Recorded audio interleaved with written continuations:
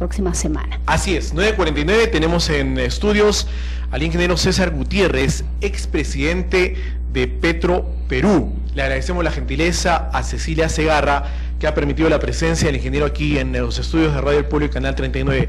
¿Cómo está? Bienvenido. Bien, muchas gracias por la invitación, muchas gracias, Sergio. Sí, ¿qué tal, ingeniero? Y sin duda el tema de inmediato, como expresidente de Petro Perú, ¿qué nos puede decir?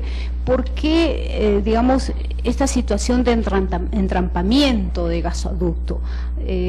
¿Qué circunstancias han evitado precisamente que se concrete? Yo creo que se ha sobredimensionado las expectativas en algo que no era real.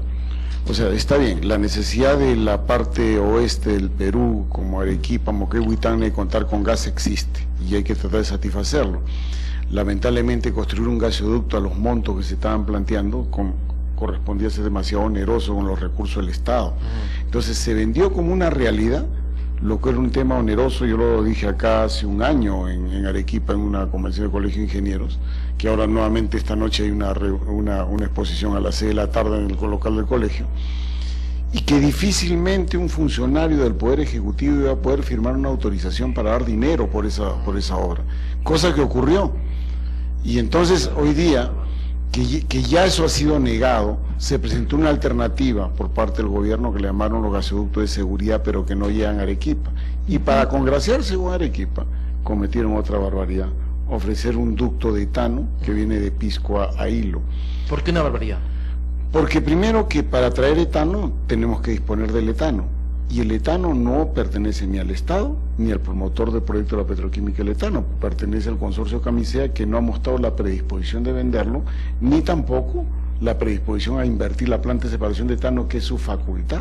Pues estamos tomando decisiones sobre algo que no nos pertenece. Por supuesto. Entonces yo no puedo comprometer recursos del Estado, más aún poner en un proyecto de ley que el Estado va a salir a endeudarse por $400 millones a construir un tubo, cuando el recurso que hay que transportar ni le pertenece al Estado ni le pertenece al promotor de aquel que quiere hacer la petroquímica. ¿Y de dónde vienen los anuncios? ¿Es producto de alguien que desconoce las cosas o que quiere complicarnos la vida? Yo creo que hay una combinación de las dos cosas. O sea, había un sentimiento culposo cuando había que anunciar que el gasoducto sur no era posible, y que creo que no es posible, y ahí está en lo correcto el gobierno, porque era oneroso para las cuentas del Estado, pero que había que dar una solución a Arequipa, y la solución tomada es completamente inapropiada.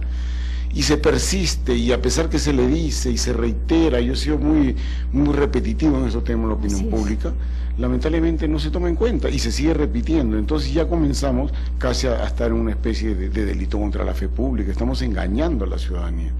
Sin embargo, Arequipa, que requiere gas como lo requiere Moquegua y Tacna, hay alternativas, y el gas se puede tener en muy corto plazo, mientras se discute estos temas muy profundos y de tremendo dinero, que es traerlo como gas natural licuefactado, es decir, gas en camiones convertidos en líquido que se regasifica, que son proyectos mucho más baratos, con $25 millones, en las cuales pueden aportar privados en competencia asociada con el Estado. Pues perfecto, se puede hacer ese proyecto y tener gas aquí un año, mientras discuten esto de más profundo, donde no hablamos de 25 millones, hablamos de miles de millones.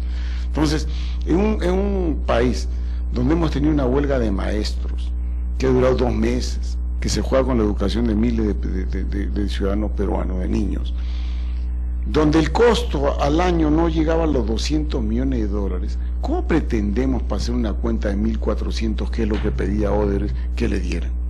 No entiendo. O sea, si yo he podido mantener una huelga de maestros, de enfermeras, de médicos, llevarlo al límite donde las cifras no sumaban los 150 o $200 millones al año, ¿cómo puedo pretender a decir, dame al Estado ahora al contado 1.400 millones, cuando hoy día estoy postergando necesidades elementales de la población? Entonces eso no es posible, no es sostenible, y sin embargo se sigue engañando, se sigue diciendo. Tenemos que ser muy concretos. Ingeniero Gutiérrez, ¿y a quién beneficia esta mentira? Bueno, primero el gobierno como que tiene un gran temor de decir las cosas. Si se equivocó, yo creo que todos deberíamos apoyarlo y decir, perfecto, hubo el diagnóstico errado, hay que reconocerlo, hay que enmendar los rumbos. Eso se arrastra. Claro, pero lamentablemente hay ese temor, hay un temor mediático del gobierno. ¿Qué dirán los medios? ¿Qué me harán? Hay un gran temor. Se va a levantar la gente. Claro, entonces yo creo que si la gente se le explica, y aquellos que nos hemos opuesto a esas cosas, que era un exceso, que era una barbaridad, creo que los primeros en apoyar que hay que reconocer, perfecto, se equivocó, no podemos estar refregando el equívoco, y busquemos soluciones. Ahora, ¿a quién beneficiaría tomar esos dineros al Estado? Al único que le beneficiaría es el contratista, el ejecutor de obra. Entonces, y eso tiene un nombre, se llama Odebrecht. Entonces no podemos estar trabajando para un contratista, podemos estar trabajando para el país. Si esos montos fueran a reproducir inmediatamente en consumo ciudadano, en buena hora.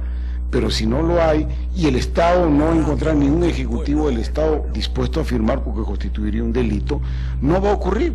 Entonces, ¿para qué seguimos engañando y persistiendo? Hagamos lo que tenemos que hacer, promovamos traer gas natural licuefactado. Es más, el propio gobierno tiene un proyecto de ley que se llama de masificación del gas, que está en estos momentos al voto en la Comisión de Descentralización.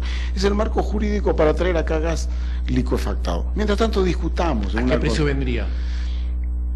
O sea, el precio probablemente sea más caro que lo de Lima, ¿ya? Pero digamos, si lo comparamos con la gasolina, por lo menos sería 50% más barato para el mismo recorrido. ¿Con el GLP? Con el GLP por lo menos sería 30% más barato. Entonces, de todas maneras, es un beneficio económico importante, y yo creo que vamos a aprovechar eso, mientras esta discusión más profunda, que yo creo que no tiene ningún norte, porque el consumo es muy bajo, se agota, y debería agotarse. Vamos trayéndole gas, hagamos cosas concretas, ¿no? O sea, tener gas a domicilio, como en Lima, que Cálida le ponga su cañería y yo conecto, es un sueño en Arequipa. No, actualmente. Mira, claro, yo lo que digo, es más, con gas natural licuefactado, se puede hacer dos cosas, en Arequipa, Moquegua y Tacna, no solo Arequipa.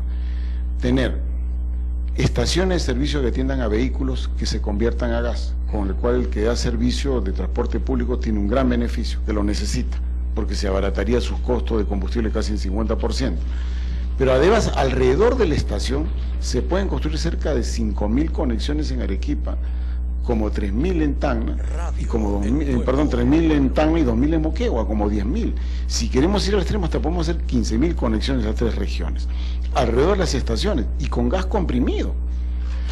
Si hablamos, oye, pero 15.000 es muy poco, 15.000 es como el 4% del total de viviendas que hay. En Lima, el gas llega solamente al 2% de las viviendas, sería proporcionalmente mucho mejor.